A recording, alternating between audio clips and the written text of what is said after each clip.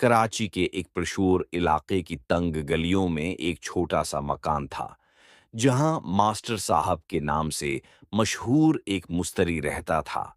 Master साहब सिर्फ marble नहीं लगाते थे, बल्कि जब वो फर्श पर पत्थर बिछाते तो ऐसा लगता जैसे किसी ने जमीन पर आईना रख दिया हो। एक मर्तबा एक बहुत बड़े सेठ साहब ने उन्हें अपने नए बंगले के लिए बुलाया।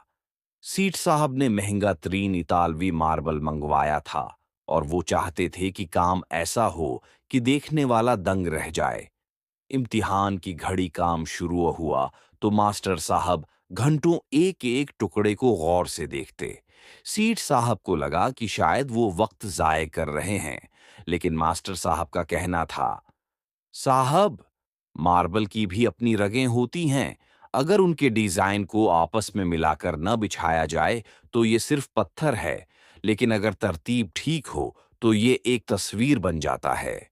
मास्टर साहब ने दिन रात एक कर दिए।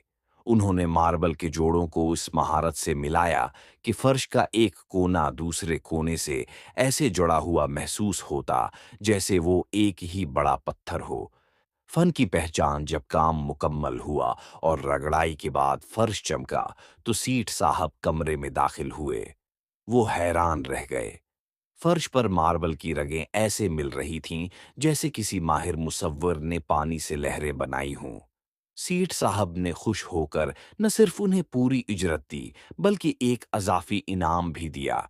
मास्टर साहब ने मुस्कुराते हुए कहा, साहब, मजदूरी तो सभी करते हैं, लेकिन काम वही है जिसमें आपका दिल बोलता नजर आए। इस कहानी से हमें क्या सीखने को मिलता है? बारीक बीनी, मार्बल के काम में असल खूबसूरती उसकी इफ्टिंग और डिजाइन की हम आहंगी में है।